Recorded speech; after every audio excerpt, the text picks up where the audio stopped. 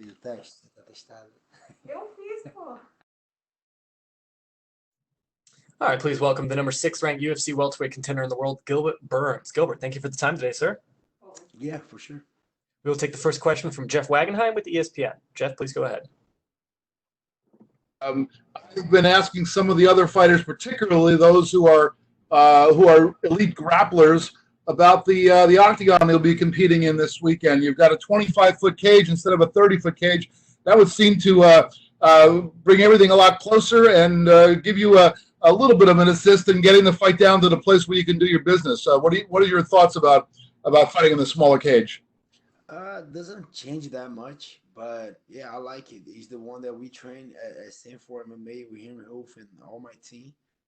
But it doesn't change much. I think he'll be better. He's not gonna run so much. We're gonna grapple for sure. Yeah, but doesn't change much. Really? So this one doesn't. So the big cage, small cage is all the same to you? Not the biggest one. The one they fight for the title is the ginormous one. That one's too big. But for this one to the other one, I don't think it changed that much.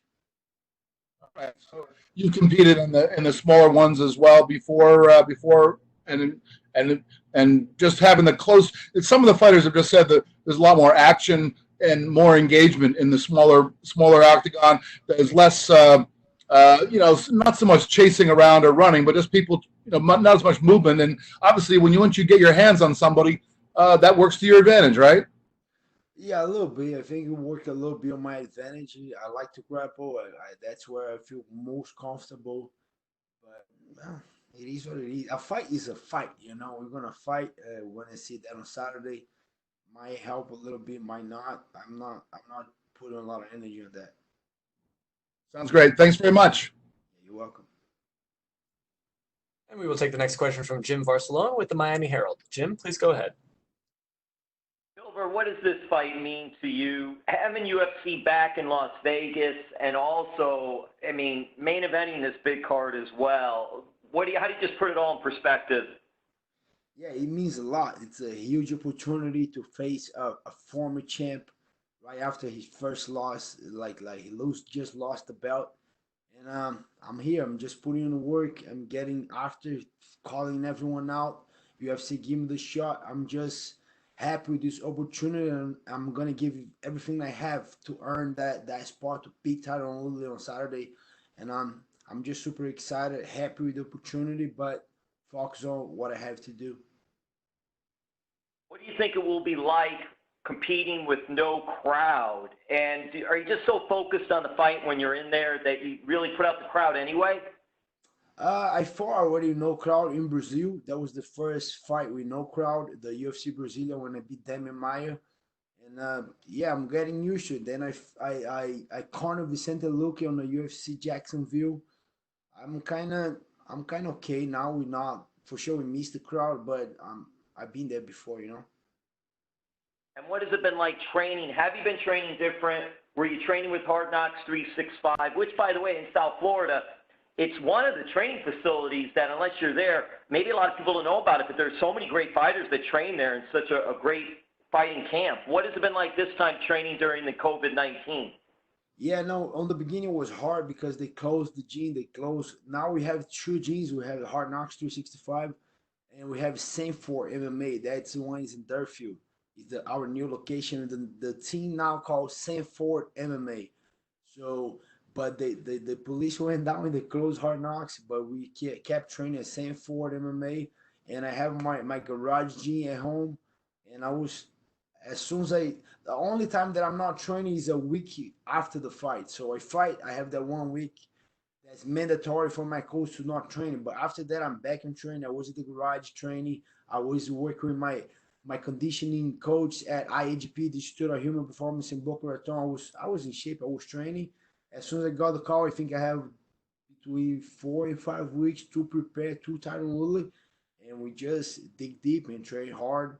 And all my training was all with my main training partners at Sanford, my coach Henry Hoof, Greg Jones, Kami Barzini, they're all here. And for sure I did my jiu-jitsu with Wagner Rocha, Cyborg. And I feel ready for this fight.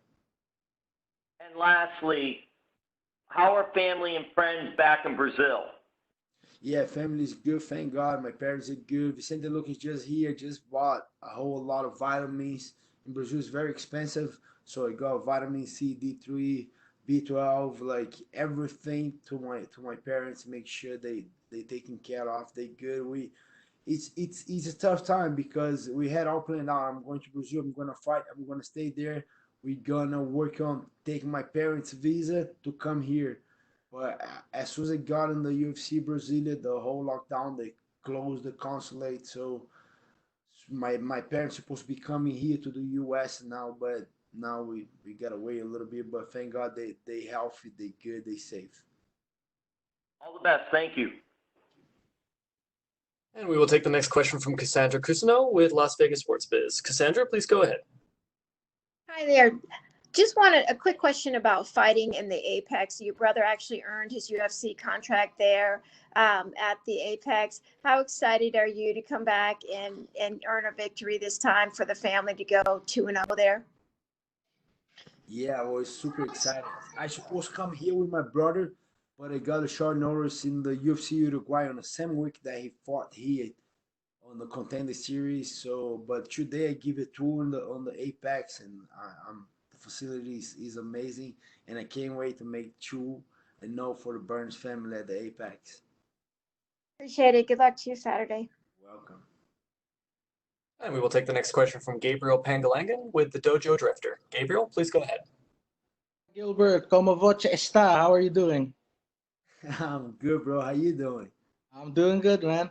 So this training camp, you mentioned that you've talked to some of Woodley's previous opponents, notably Kamaru Usman. What did he tell you exactly that you think you can use this weekend? A lot of things. He said like he make him very uncomfortable since the beginning. He felt he was strong on the early rounds, but then wasn't that strong to the later rounds. A little bit aggressive, but he said I have good eyes. We train a lot, and he said I can see a lot of things coming. He's not gonna be that quick that you like. Sometimes the guy hits you so quick that you're like, oh, like man, he just hit me, like. But he said no, you can see. You just build the good eyes, keep feinting, moving. He gave me a lot of good insights on Tyron Woodley. That's awesome. And Woodley has said that he intends to take you into deep water. What's your thoughts on that? Do you think you'll get to do that? And how has your training been for a 5-rounder? I love it. I love it. And I can't wait to be on the deep waters. I can't wait. I trained my whole life for that since the jiu-jitsu here with MMA, UFC. And I can't wait. Let's go. Let's go. Let's see who's going to draw first. All right. And also, this is your first camp. Oh, wait. You're not feeling a lot. You seem really relaxed. Do you think there's less pressure on you, despite this being the bigger fight of your career? Do you think there's more pressure on Woodley? He's always pressure. I'm not gonna lie. I'm nervous, a little nervous that I'm gonna do that. I'm gonna fight. I'm not. Oh, I'm doing the main event. I'm not. I'm not biting to that. You're always nervous, but it's all about control. You know, everyone get nervous. Why should I think? Oh, I'm nervous. No, everyone's nervous. You know, and it's getting normal. You know, I fought like how long ago? March 14. How long ago was that? Like I don't know, 2 months, 3 months. So I'm getting more at home with the UFC, with the fights, and I feel comfortable. That's what I like to do. I'd rather be here than at home. I'd rather be right here, right now, talking to you guys about my fight, making weight tonight, weigh-ins tomorrow, face off, relax, fight. That's where I'd rather be here than if I want to be here on Hawaii, you want to be here in Brazil. I want to be here. I want to fight. That's what I like to do. That's what I love to do. That's where I put all my energy. And I can't wait to Saturday night. I'm that excited, and I excited to the opponent too. I want to face the former champ, see how he feels like. Oh, he's very strong. Let's see how strong he is. Oh, he's gonna come forward. Let's see how he's gonna come forward. And I'm just gonna enjoy this experience, and I believe I'm gonna be Tyron Woodley Saturday night. All right. Obrigado. Thank you very much. Best of luck. And we'll take the next question from Shaquille Majuri with MMA Mania. Shaquille, please go ahead. Hey, Gilbert. How's it going, man? How you doing, brother? Doing good. Thank you for making the time. Now, first and foremost, right after that Damian Maia fight, You start calling your shot for Tyron Woodley. You were loud, you were consistent. What finally happened that brought this fight together? Uh, be honest, I don't know. My first target after that fight was Kobe Covington, but then those fights started getting canceled, and I kind of feared Leon Edwards couldn't like fly here to the U.S. and I just put myself available, and I kind of love it the way the UFC saw it. They was very like into the fight, and they call me and they talk call my manager, and I was like, okay, we there, And then I didn't stop after that, and they gave me that opportunity. That event they kind of canceled on the 21st, and then April 18th didn't happen. The May 9th it didn't happen, and they were talking on the May 23rd to May 30, and we're here. So I think that kind of went on my way. I won this fight. They give me the fight, and I'm happy and I can't wait. It's a great opportunity facing Tyron Woodley, former champ, first main event, and I can't wait. Two more sleeps and we're there. We're fighting. I think one thing that was very clear in that Damian Maia fight is that you are equally as talented on the ground and on the feet. Does that, kind of ease the nerves knowing that you're a threat wherever it goes? I'm confident with being like with my striking. I keep evolving a lot. I put a lot of work. Keep my coach Henry Hof. I do like boxing coach. I visited a little with the champ Kamaru Usman, with a lot of high level guys that we have at the gym. Robbie Lawler. If I count so many talent guys that I work hard with, that it's a fight every day at the gym. That makes me more confident. And a couple of adjusts that I did in jiu-jitsu, because in the beginning I was just a grappler, I was just a jiu-jitsu guy. And when I made that transition to MMA, I was just putting all my money on my striking, and I got better. But I think in a certain way, I kind of stopped a little bit with the jiu-jitsu, and after a couple bad results, we kind of talk about it, realize that, and then I just find the best group of jiu-jitsu guys in South Florida. That's Fight Sports Miami, Cyborg Gabriel, Wagner Rocha, and I feel at home training with these guys, and that's one of my main trainers right now. So, and then I kind of did a lot of jiu-jitsu tournament just to stay current in my jiu-jitsu, keep like bring their roots back, and I don't know, and then we bringing my jiu-jitsu back. I don't know, something just click on my strike and just start flowing better, and I think that's what happened. Then I can mix it up better. I can take it down. I can do my jiu-jitsu on the highest level. I know these guys, they might don't say that, but I know he's gonna be like they scared to. I land on top of these guys, or even on bottom. I know they don't want that, and I have my new toys right here that have been doing good too. So I'm excited with what I bring to the table right now. You talked about sending some money back home and bringing your parents here. Last time you and I talked, you told me about how your dad is really the one who jump-started your entire combat career, and the readers, were really touched by it. I think it's every kid's dream to be able to take care of your parents. What is that like for you to not be able to give back like that? Yeah, I have a couple of dreams that I made it. My first dream as a professional was to be a jiu-jitsu black belt world champion. I made it, and I have another dreams to bring have my kids here, have my family here, growing up in the U.S. and I made it there. I have my green card, ready for my citizenship. And one of my personal dreams, like own a house. I own a house today, but I still missing that my parents. Like they did everything for me and for my two brothers, and they 63 years old right now in Brazil, and we were working so hard to bring them all planned out. When pandemic came in and kind of make pause that dream a little bit, but yeah, it's a dream to bring my parents here, and like you said, the 63 the is the kind of like the end of life.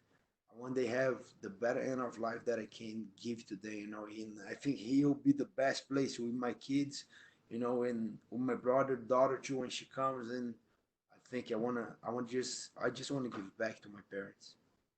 And last one for me, you said how your wife is to credit in a lot of ways for this move to welterweight. It's been fruitful thus far, a win over Tyron, and you're right in the mix for a title shot. Are you going to get her a nice present for all of this? Yeah, for sure. For sure, she deserves it. She's the number one right now. she says she's my head coach because she make me do that decision. But yeah, I couldn't be here if it was without her, like all that moving to US, and she taking care of my kids, she taking care of my diet or my training. I don't know, like don't ask me, oh, how much was the house? I don't even know how much you pay for, I don't know. She takes care of everything for me. I just need to focus on the training when I have a fight. When I'm not, for sure, I help out more, but she's the one that provides everything for me, and I'm thankful for her. Thank you, Gilbert. Good luck, man. You're welcome, brother. Thank you, Gilbert. That's all the time we have for you, sir. You are good to go. Thank you. See you guys.